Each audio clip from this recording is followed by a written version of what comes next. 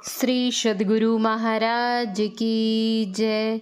महर्षि मेही के दिनचर्या उपदेश से स्नान, ध्यान एवं जलपान।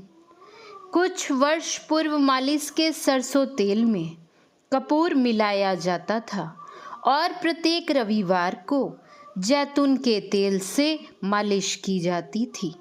सन 1972 ईस्वी के पूर्व जब आपके शरीर में अपेक्षाकृत अधिक स्फूर्ति थी, छोटी चौकी पर बैठकर आप स्वयं स्नान करते थे। केवल पानी भरी बाल्टी कोई सेवक आपके पास रख जाते थे। आप स्नान करने के बाद कपड़े पहनकर खड़ाऊ पहने हुए ध्यानाभ्यास करने चले जाते थे।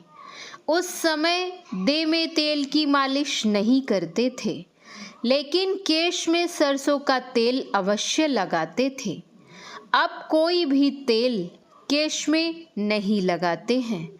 60-70 वर्ष हुए, लेकिन आपने अपना सिर कभी मुंडित नहीं कराया और न किसी नाई से केसों की किसी प्रकार की काट छाट ही करवाई। आप जब सशक्त थे तब गंगा स्नान के बड़े प्रेमी थे। कभी कभी पूरे कार्तिक महीने भर, कभी मनिहारी सत्संग मंदिर में, कभी वैकुंठपुर दुधेला में रहकर प्रतिदिन एक बार सवेरे स्नान किया करते थे। 2 साल पूर्व भी आप साल में 1-2 बार वैशाख के दिनों में, जब पानी निर्मल रहता है, गंगा स्नान करने अवश्य जाते थे। आपको कुर्सी पर बिठाकर ढोते हुए हम लोग गंगा के किनारे ले जाते थे।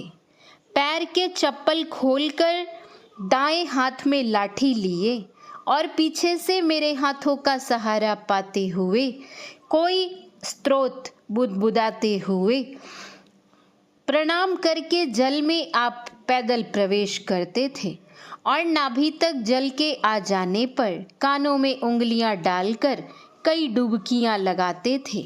अन्य भक्तगण आपसे पूरब कुछ दूर हटकर आपके डुबकियां लगाने के साथ डुबकियां लगाते, देह हाथ मलते और अपना अहोभाग्य मानते। कोवे में भरे हुए पानी में आसानी से आपके पांव डुबाकर वे इस समय आपका चरणामृत उमंग में भर भर कर पीते और अपने भाग्य की सराहना करते। आपको तैरना नहीं आता है, फिर भी तैराक की भांति पूज्य श्री रामलगन बाबा के हाथों का सहारा पाकर हाथ पांव पानी में मारते। जो जो विशेष भाग्यवान थे, उन्हें ही यह रमणीय दृश्य देखने का सुंदर अवसर मिल पाता था।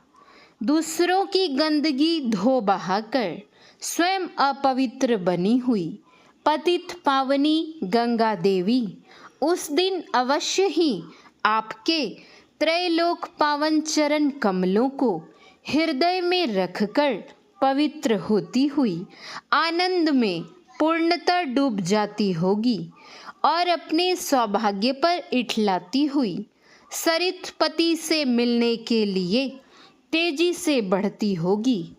खाने पीने, नहाने आदि में आप प्रायः गंगा जल का ही व्यवहार करते हैं। गंगा स्नान करके लौटते समय आपकी दृष्टि तट की ऊंचाई पर अवस्थित आश्रम के भवनों और ऊंची नीची जमीन पर बनी चाहड़ दीवारी पर अवश्य जाती। तब आप प्रसन्नता में भरकर यह हृदयोद्गार व्यक्त करते, देखो आश्रम कितना अच्छा लगता है, मानो पहाड़ पर हरे भरे वृक्षों के बीच बसा हो। जब आप स्नान के बाद स्तुति पाठ और ध्यानाभ्यास समाप्त करते हैं, तब मैं आपको जलपान कराता हूँ। आचमन आदि कराने के लिए इस समय पूज्य श्री रामलगन बाबा और पूज्य श्री हरिनंदन बाबा भी उपस्थित रहते हैं। इन दिनों आप जलपान में जाते का पीसा हुआ समान मात्रा में मिश्रित जौ बूट का लवण मिलाकर कड़े रूप में सना हुआ 3 चम्मच सत्तू बड़े चाव से खाते हैं। खाते समय प्रायः आपकी आंखें बंद रहती हैं, पर मुंह चलता रहता है। 10-15 मिनट का समय लगाते हुए आप इतनी स्थिरता से चबा चबा कर सत्तू खाते हैं कि लगता है उस समय आप सब कुछ भूल गए हो। खाते खाते जब कभी आप अंतर्मुख हो जाते हैं, तब मुंह में लिया हुआ ग्रास मुंह के नीचे रखे हुए आचमन पात्र में गिर पड़ता है। सचेत होने पर पुनः सत्तू की मांग करने लगते हैं। कभी तो स्वयं आप थोड़ी देर के बाद बहिर्मुख हो जाते हैं और कभी अधिक देर हो रही देख आपकी बाह सहलाते हुए हुजूर जलपान किया जाए कहकर आपकी अंतर्मुखता तोड़ी जाती है। जलपान करके थोड़ा जल पीते हैं। पका हुआ शकरकंद, ताज़ा खीरा, मकई का पकाया हुआ भुट्टा, ताजी मूली आदि भी थोड़ी मात्रा में मौसम के अनुसार उपलब्ध होने पर जलपान के समय लेते हैं। प्रति शीत ऋतु में 4-5 किलोग्राम लाल शकरकंद श्री अधिक लाल दास जी अथवा श्री केदारनाथ पोद्दार जी द्वारा मंगाते हैं और उन्हीं के द्वारा पकवाते हैं। कभी शकरकंदों को गोईठे के अंगारों में साधारण ढंग से ही पकवाते हैं। कभी किसी घड़े में शकरकंद बंद करा के उसके चारों ओर गोईठे के ही अंगारे दिलाकर पकवाते हैं।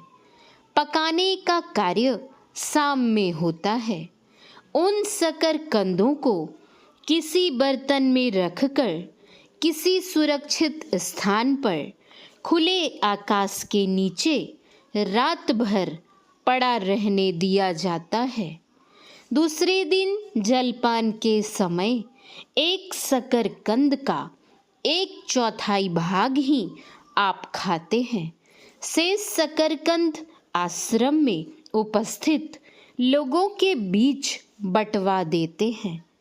जलपान में पूज्य श्री रामलगन बाबा पहले आपको क्रमशः अलग अलग 2 चम्मच अंकुरित चना, 1 चम्मच अंकुरित मूंग, 2 चम्मच चूड़े का भुंजा, 2 चम्मच चने का भुंजा और 1 चम्मच बेसन और छेने से बना हुआ झिलिया खिलाते थे।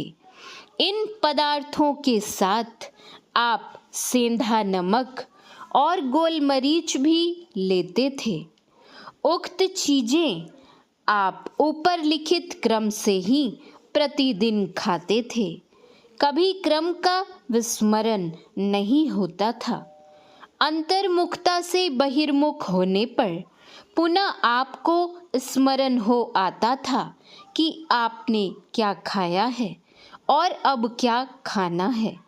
खिलाने वाले इन पदार्थों के खिलाने का क्रम अगर कभी भूल जाते और बेसिलसिले देने लगते तो आप नहीं लेते और कहते अमुक चीज दो। सुल्तानगंज के आपके प्रिय भक्त श्री बाबू गंगा प्रसाद सिंहानिया जी और उनकी पत्नी आपके ऐसे जलपान की व्यवस्था करते और प्रति 15 दिनों पर आपके पास पहुंचा जाते। पेट के गड़बड़ होने पर भागलपुर नगर के सुकीर्ति प्राप्त डॉक्टर राजहंस जी ने ये भुंजा आदि छोड़कर सत्तू खाने की सलाह दी। 6-7 साल पूर्व आप बिस्कुट खाते थे, पर किसी के यह कहने पर कि यह अपवित्र ढंग से बनता है, आपने खाना छोड़ दिया। श्री सद्गुरु महाराज की जय। श्री सद्गुरु महाराज की जय। श्री सद्गुरु महाराज की जय। जय गुरु महाराज। जय गुरु।